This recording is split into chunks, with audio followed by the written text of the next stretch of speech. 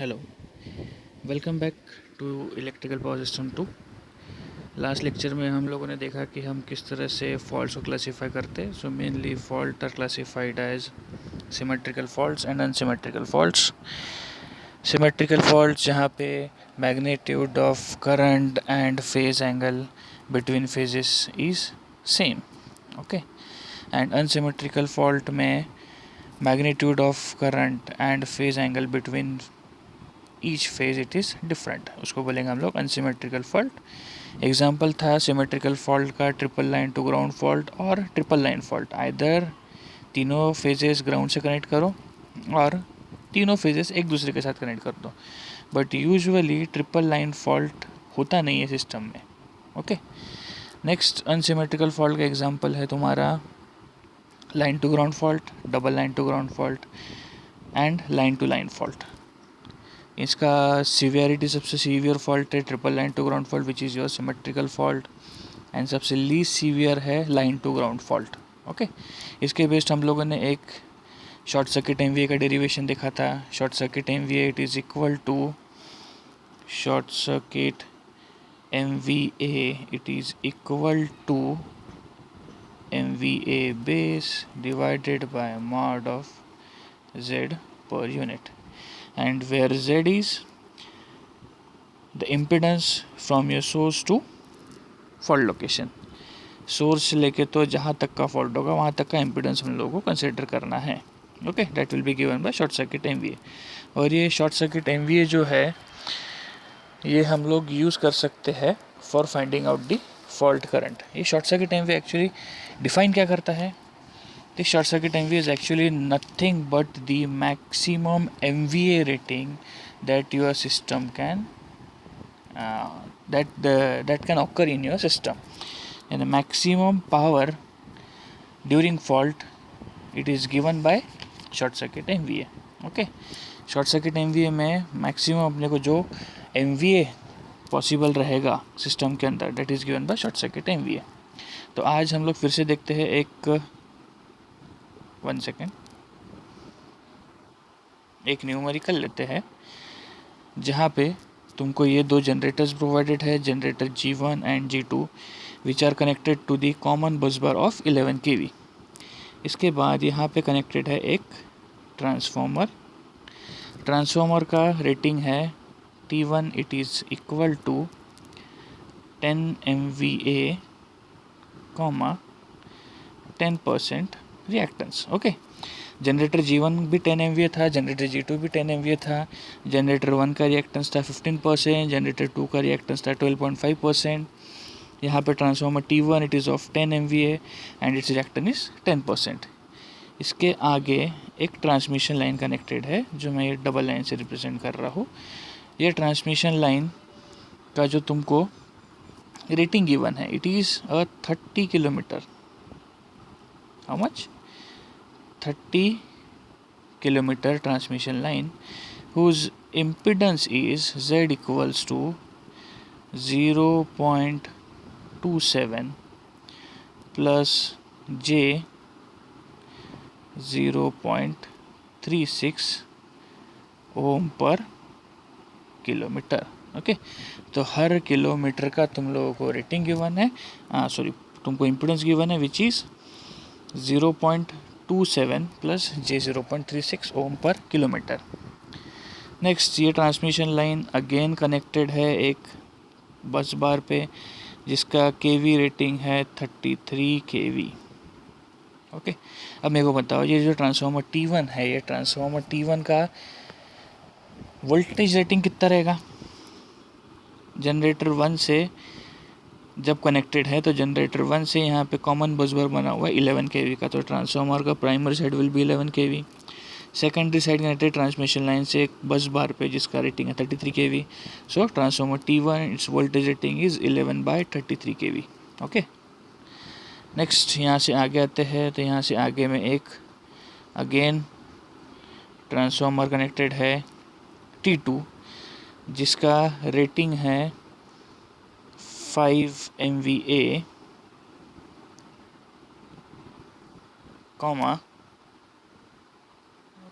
हाँ transmitter T2 5 MVA, 8% reactance. Okay, so second transformer, इसका rating तुमको दिया है 5 MVA, 8% रिएक्टेंस। अगेन ये कनेक्टेड है एक बस बार से जिसका वोल्टेज रेटिंग तुमको प्रोवाइडेड है 6.6 kV। नेक्स्ट यहाँ से एक केबल कनेक्टेड है 6.6 kV से जिसका इम्पीडेंस है Z equals to 0.135 plus J 0.08 ohm per kilometre. Done. And जहाँ पे ये केबल ख़त्म होता है, ये जो केबल की लेंथ तुमको गिवन है, ये केबल है 3 किलोमीटर का केबल। जहाँ पे ये केबल ख़त्म होता है वहीं पे अपना एक फॉल्ट ऑकर होता है। So let this be your point F। ये पॉइंट पे क्या होगा, तुम्हारा फॉल्ट ऑकर हो गया। अब प्रॉब्लम में पूछा क्या है, फॉर द राइट डाउन, आप लोग लिखो न्यूमेरिकल को, मैं बताता हूँ। For the radial network shown in figure a 3-phase fault occurs eight point F। हमेशा ध्यान में रखना है कौन सा फॉल्ट गिवन है उसके हिसाब से तुम लोगों को एनालिसिस करना पड़ेगा। सिमेट्रिकल फॉल्ट बोला तो 3-phase फॉल्ट है, वो 3-phase फॉल्ट हो रहा है अपना पॉइंट F पे। Full stop. Determine the fault current and line voltage at 11 kV बस अंडर फॉल्ट कंडीशन। अब इसमें क्या बोला है कि ये जो पॉइंट F है, ये पॉइंट F पे फॉल्ट हुआ है और ये पॉइंट पे फॉल्ट होने के बाद अपने को फाइंड आउट करना है कि ये जो पूरा सिस्टम है, जनरेटर से जो कुछ भी करंट तुम्हारा निकलने वाला है, वो जनरेटर से जो भी अमाउंट ऑफ करंट निकलेगा उसका वैल्यू कितना है, किस कंडीशन में, under faulted condition. Okay. And second चीज़ पूछा है कि ये जो 11 kV का बस है, ये 11 kV के बस का वोल्टेज कितना ड्रॉप होगा, या फिर अंडर फॉल्टेड कंडीशन 11 kV पे बस पे वोल्टेज कितना रहेगा। बस बेसिक फार्मूला अपने को यहाँ पे अप्लाई करने हैं। पहला formula current equals to short circuit MVA का शॉर्ट सर्किट MVA निकाल लो। Short circuit MVA equals to 3 times of phase voltage multiplied by fault current, क्योंकि फॉल्ट करंट हमेशा अपन फाइंड आउट किस में करेंगे, हर एक फेज का। ये फार्मूला यूज़ करके अपन फाइंड आउट कर सकते हैं फॉल्ट करंट कितना है। नेक्स्ट है we have to find out voltage. अब वोल्टेज फाइंड आउट करना है तो फॉल्ट करंट तुम्हारे पास है। इम्पीडेंस ले लो, कहाँ से कहाँ तक का, जनरेटर से तो यहाँ तक का 11 kV तक का, उतना इम्पीडेंस तुम्हारा, ये दोनों पैरेलल में कनेक्टेड है तो पैरेलल कनेक्शन हो जाएगा और वहाँ तक का इम्पीडेंस तुमको मिल जाएगा। इम्पीडेंस मिल गया, V equals to I multiplied by impedance Z। ये दो फार्मूले, बेसिक फार्मूले यूज़ करके अपने को फाइंड आउट करना है या फिर सॉल्व करना है न्यूमेरिकल। अब सबसे पहले स्टेप क्या होती है, स्टेप 1।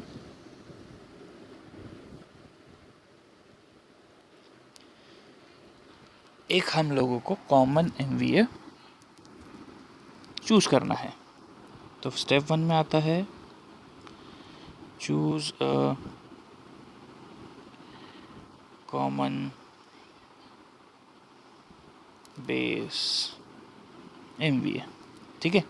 अब हो सकता है न्यूमेरिकल में तुम लोगों को प्रोवाइडेड रहेगा कि MVA बेस जो है तुमको लेना है 100 MVA, 200 MVA, 300 MVA, व्हाटएवर। नहीं दिया रहा तो तुम्हारे ऊपर है, तुम यहाँ पे किस चीज़ को कितना बेस MVA सिलेक्ट करते हो। सो यहाँ पे मैं सिलेक्ट कर रहा हूँ MVA base equals to 100 MVA। Okay, ये मैं इसलिए सिलेक्ट कर रहा हूँ क्योंकि न्यूमेरिकल में प्रोवाइडेड है कि बेस MVA तुम लोगों को लेना है 100 MVA। ठीक है, तो ये नोट करना है न्यूमेरिकल में कि take a base MVA of 100 MVA। वरना अगर जो न्यूमेरिकल में प्रोवाइडेड नहीं रहता तो तुम लोगों को सबसे ईजी था यहाँ पे MVA बेस किसको लेना, पूरे सिस्टम में जो कोई भी मैक्सिमम MVA रेटिंग होगी, choose that particular MVA as base MVA। ऐसा क्यों करते, क्योंकि हम लोगों को पर यूनिट में वैल्यूज चाहिए। वोल्टेज भी 1 से ज़्यादा नहीं जाना चाहिए under no load condition, and full load condition में करंट जो है वो भी 1 पर यूनिट से ज़्यादा नहीं जाना चाहिए। ये सेटिस्फाई करने के लिए हम लोग क्या करते हैं, पूरा जितना भी सिस्टम है उसको एक कॉमन बेस MVA पे लेके आते हैं। ओके, तो पहला स्टेप हम लोग कर लिया कि एक MVA बेस ले लिया 100 MVA। अभी जितने भी तुम्हारे पास रिएक्टेंसेस है, generator G1, G2, transformer T1, transmission line, उसके बाद T2 एंड केबल, हर एक का जो है एक डिफरेंट MVA के हिसाब से तुम लोगों को रेटिंग प्रोवाइडेड रहता है। डिफरेंट MVA के हिसाब से तुम लोग उसका इम्पीडेंस प्रोवाइडेड है। अभी इम्पीडेंस को अपने को लेके आना है कॉमन बेस MVA के हिसाब से। सो जितने भी अपने इक्विपमेंट्स कनेक्टेड है, हर एक को अपन एक कॉमन बेस MVA पे लेके आएंगे। हर एक का इम्पीडेंस जो है वो कॉमन बेस MVA पे लेके आएंगे। तो सबसे पहले अपन लेके आते हैं जनरेटर G1। जनरेटर G1 का जो इम्पीडेंस तुमको गिवन है विच इज़ 15%। यहाँ आगे जो देखोगे it is 15%। 1 second.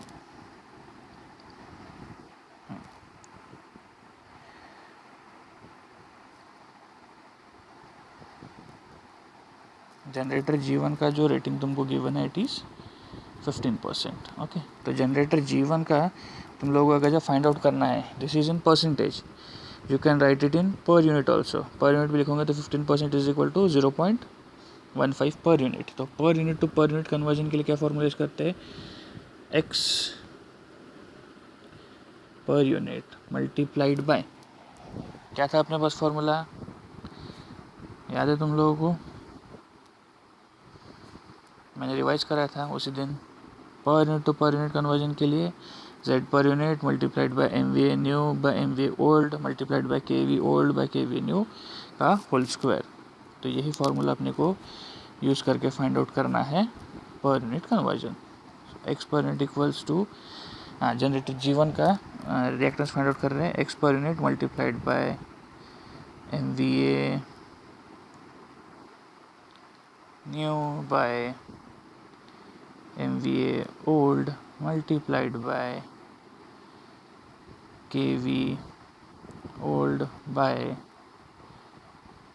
KV new का होल स्क्वायर। अब मेरे को एक चीज़ बताओ, सिस्टम अगर जो नो लोड कंडीशन पे है तो तुम्हारा वोल्टेज लेवल कहीं पे भी चेंज होगा क्या? वोल्टेज लेवल कब चेंज होते हैं, जब सिस्टम के अंदर वोल्टेज ड्रॉप होगा। वोल्टेज ड्रॉप कब होगा, जब सिस्टम में करंट फ्लो होगा उस समय पे। ठीक है, यहाँ देखो सिस्टम जो तुम्हारा दिया है वो क्या है, नो लोड कंडीशन पे है,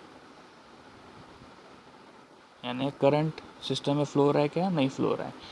अगर जब करंट फ्लो होता so current multiplied by generator 1 का रिएक्टेंस, इतना यहाँ पे ड्रॉप आता, करंट मल्टीप्लाइड बाय जनरेटर 2 का रिएक्टेंस, ये ड्रॉप होता, दोनों पैरेलल कॉम्बिनेशन होते थे।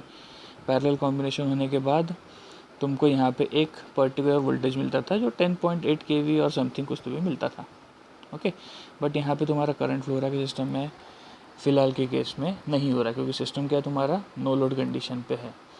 तो जब नो लोड कंडीशन पे है तो उस टाइम पे जो तुम्हारे KV बेस रहेगा old and new, it will B same. ठीक है, सो यहाँ पे ये जो टर्म है, ये टर्म अगर हम लोगों ने नहीं लिखे तो भी चलेगा।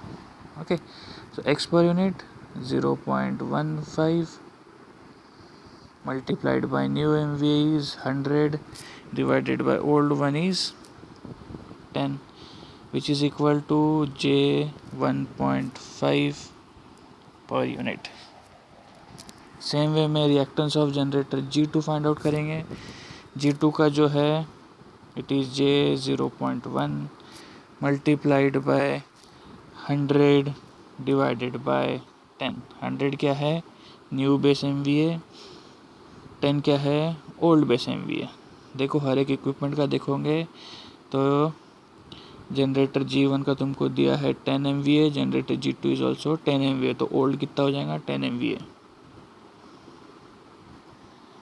सो it is equal to J 1.25 but it is 12.5%, sorry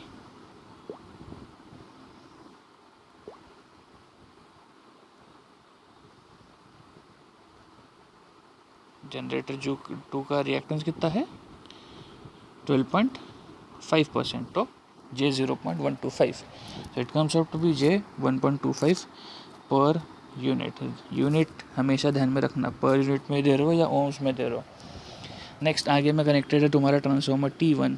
transformer T1 का जो रिएक्टेंस है it is J0.1, new is 100 divided bye transformer T1 भी जो तुमको दिया है वो 10 MVA के हिसाब से दिया है, so it comes out to be J1.0 per unit. Okay, transformer T1 के बाद अगर जो न्यूमेरिकल में देखोगे तो ट्रांसफार्मर T1 के बाद तुम्हारा कनेक्टेड है ट्रांसमिशन लाइन। अब ट्रांसमिशन लाइन के लिए जो तुम्हारा फॉर्मूला है वो चेंज हो जाएगा। क्यों चेंज होगा? क्योंकि यहाँ पे जो तुमको गिवन है वो किस में गिवन है? ओम्स में गिवन है। ठीक है, सो ओम्स में जब भी गिवन रहता है तो अपना फॉर्मूला जो है वो चेंज हो जाता है। किस तरह से चेंज होता है, मैं यहाँ पे इसको डिनोट करता हूँ XM से। So XM equals to, formula is Z ohms multiplied by MVA base divided by KV base का होल स्क्वायर। तो यहाँ पे जो तुमको इम्पिडेंस है ओम्स में वो कितना गिवन है? 0.27 प्लस J 0.36 ओम पर किलोमीटर में। ओके, सो 0.27 प्लस J 0.36 ये हो गया इम्पिडेंस। ये कितना इम्पिडेंस है? दिस इज पर किलोमीटर इम्पिडेंस। ये कौन सा है तुम्हारा? 1 किलोमीटर का इम्पिडेंस है। Total length of transmission line is 30 kilometer, so इसको अपने को मल्टीप्लाई करना पड़ेगा by 30 multiplied by MVA base is 100, so 100 MVA 10 to the power 6 लिख सकते हो, बट नीचे में जब तुम 33 kV का स्क्वायर लोगे तो 33 kV यानी 10 to the power 3 का square 10 to the power 6, it gets cancel out.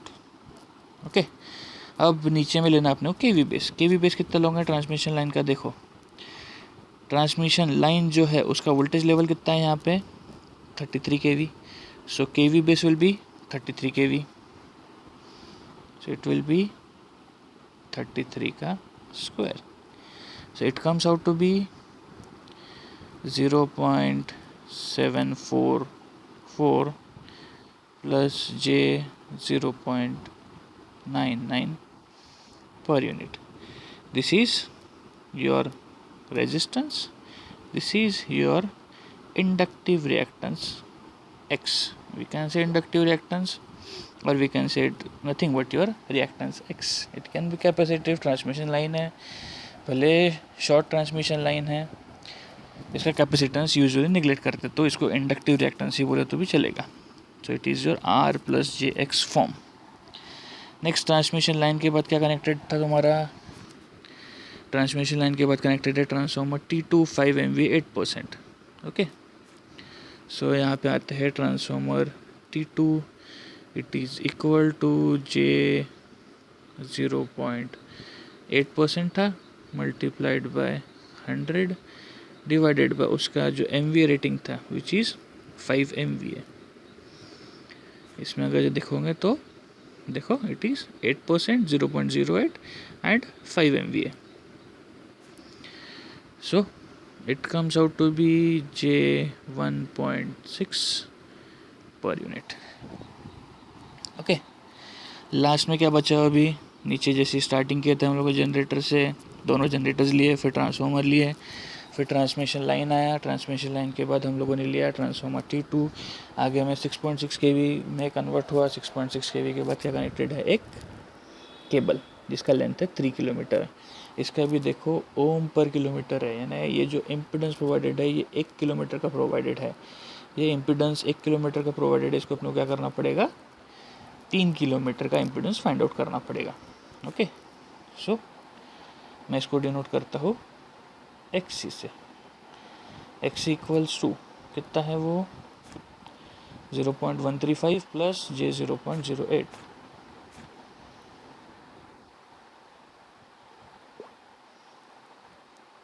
तो फॉर्मूला ऊपर में दिया अपन ने, ohms to per unit conversion, ये रहा वो फार्मूला। तो ये फार्मूला यूज़ करके हम लोग फाइंड आउट करेंगे। तो cable 0.135 plus J 0.08 multiplied by कितने किलोमीटर की केबल था ये? 3 किलोमीटर का। MVA बेसिस 100 इंटू 10⁻6 लिख सकते हो, नहीं लिखा तो भी चलेगा। डिवाइडेड बाय वोल्टेज लेवल, देखो अभी केबल का वोल्टेज लेवल कितना था, voltage level is 6.6 kV। So divided by 6.6 का होल स्क्वायर, 6.6 इंटू 10⁻3 लिखो, फिर स्क्वायर करोगे 10⁻6 हो जाता है, ऊपर कैंसिल हो जाता है। सो डायरेक्टली यहाँ पे मैंने ले लिया, and which comes out to be XC equals to 0.93 plus J 0.55 per unit. तुम लोग कैलसी लेके बैठना, कैलसी से सब कैलकुलेशंस करने आने चाहिए तुम लोगों को, okay.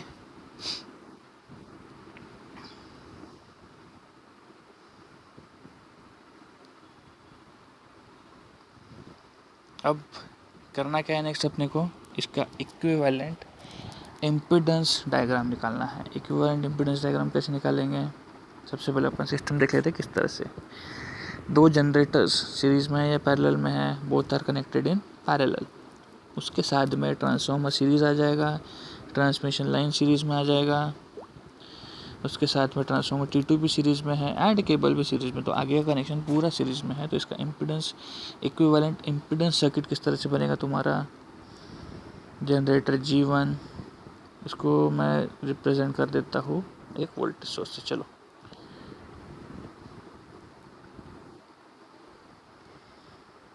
This is generator G2, generator 1 का रिएक्टेंस, जनरेटर 2 का रिएक्टेंस।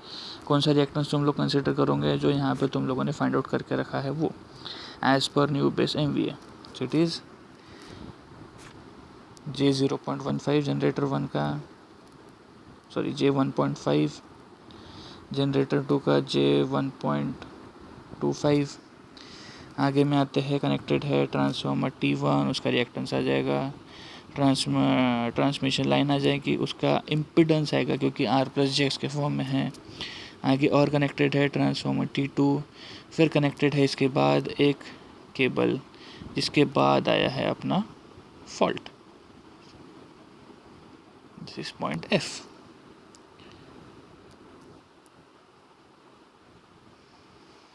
ओके, इस तरह से बात कंप्लीट करेगा। जनरेटर 1 से कुछ अमाउंट ऑफ करंट निकलेगा, जनरेटर 2 दोनों कंबाइन होंगे ये नोड के ऊपर। जनरेटर 1 से एक करंट निकलेगा, जनरेटर 2 से एक करंट निकलेगा, कंबाइन होंगे ये नोड पे, दोनों का एडिशन ऑफ करंट फ्लो होगा, और यहाँ से ये वापस अपने जनरेटर्स में चले जाएंगे। क्लियर है? अब इन सब का अपन रिएक्टेंस लिख रहे हैं। ट्रांसफार्मर T1 का था J 1.0। ट्रांसमिशन लाइन जो है इसको अपने को इस तरह से रिप्रेजेंट नहीं करना है,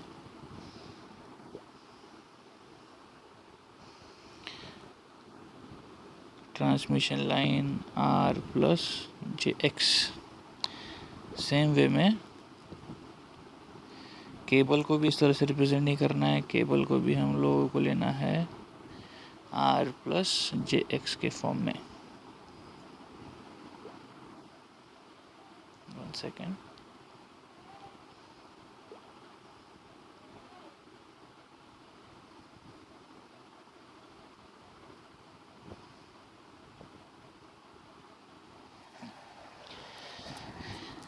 ट्रांसमिशन लाइन, उसका इम्पीडेंस है 0.744 प्लस J 0.99 पर यूनिट, जो होगा ट्रांसमिशन लाइन का। इसके बाद ट्रांसफार्मर T2 कनेक्टेड है, विच इज़ J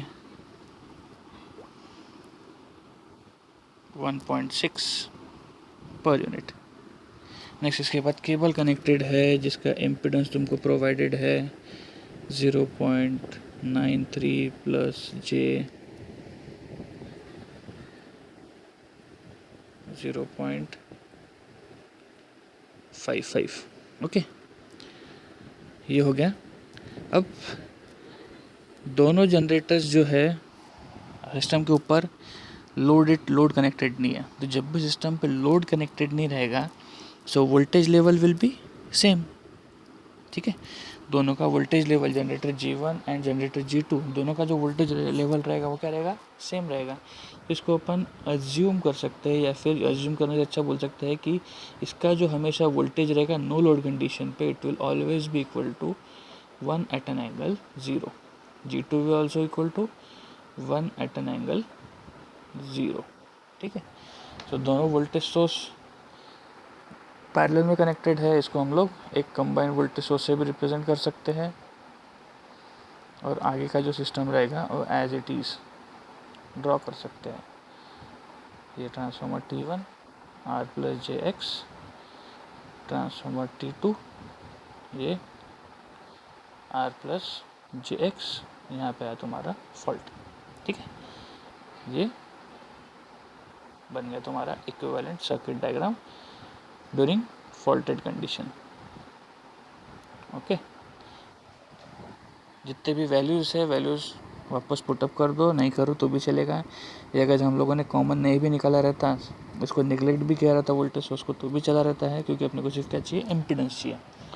अब दोनों पैरेलल में है तो पैरेलल में सॉल्व करने के बाद एक इक्विवेलेंट इम्पीडेंस बन जाएगा। फिर आगे में जितने भी इम्पीडेंस और रेजिस्टेंसेस है उसका एक इक्विवेलेंट सर्किट बन जाएगा। सीरीज कनेक्शन करने के बाद एक इक्विवेलेंट सर्किट बन जाएगा। This is your fault F and ये। सो अल्टीमेटली जो तुम्हारा टोटल इम्पीडेंस आता है, so total impedance Z per unit equals to, solve करके बता रहा हूँ, कैलकुलेशन कर लेना, 0.15 parallel with 1 second J1.5 parallel with J1.25 plus J1 transformer T1 का plus 0.744 plus J0.99 plus J1.6 transformer T2 का, प्लस आगे में केबल कनेक्टेड है, इस केबल का भी इम्पीडेंस हम लोग यहाँ पे ऐड कर देंगे, which is equal to 0.93 plus J0.55। Okay, this is again in per unit. So total जो तुम्हारा इक्विवेलेंट इम्पीडेंस आता है which is equal to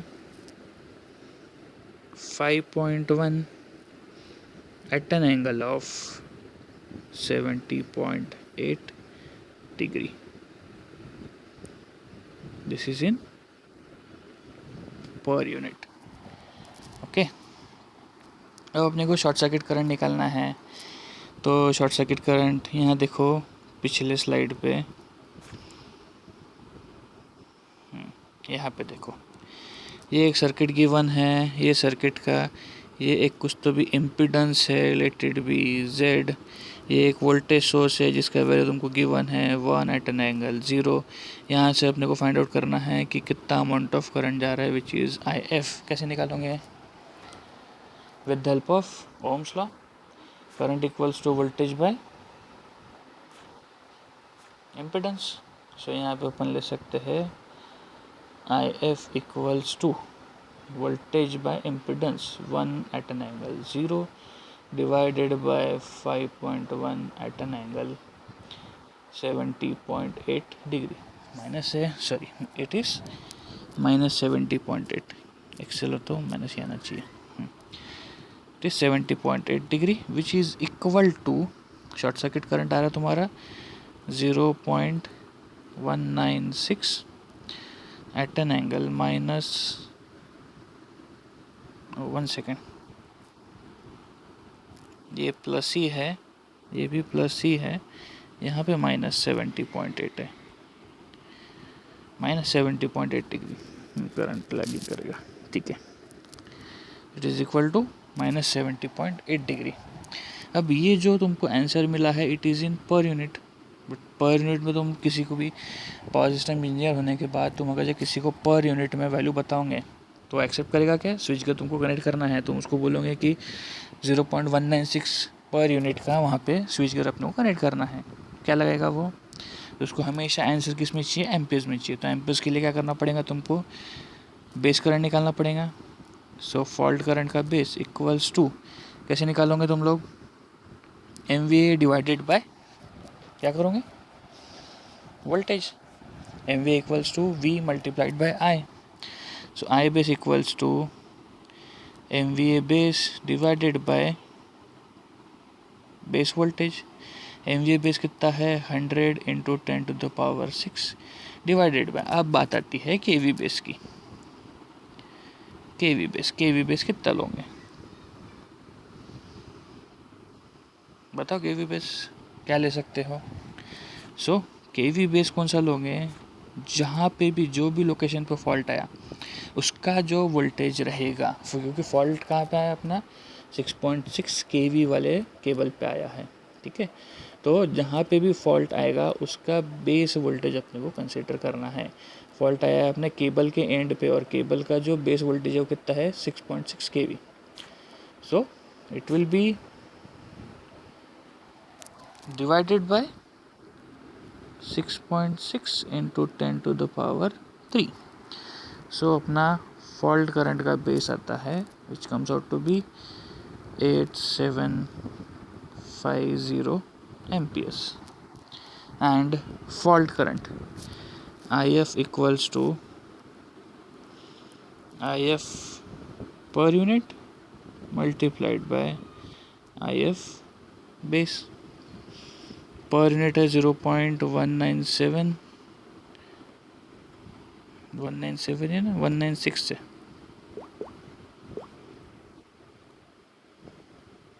eight an angle -70 indicate करना है, कर सकते हो। 70.8 multiplied by 8750, so it comes out to be 1715 amperes at an angle of -70.8 degree. So this is your final answer, IF equals to 1715 amperes। Clear इतना? तो यहाँ पे अपना पहला पार्ट सॉल्व हुआ। यहाँ पे हम लोगों ने शॉर्ट सर्किट टाइम भी इम्प्लीमेंट नहीं किया है, बट शॉर्ट सर्किट टाइम भी इम्प्लीमेंट करना चाहिए हम लोगों ने टू फाइंड आउट कि अपना जो आंसर निकला है वो प्रॉपर है या नहीं है, ठीक है। तो यहाँ पे हम लोग शॉर्ट सर्किट टाइम भी लगाएंगे एंड में, बट पहले सेकंड पार्ट देख लेते हैं। इसमें अपने को पूछा था कि वोल्टेज एट 11 kV बस कितना है। तो 1 सेकेंड,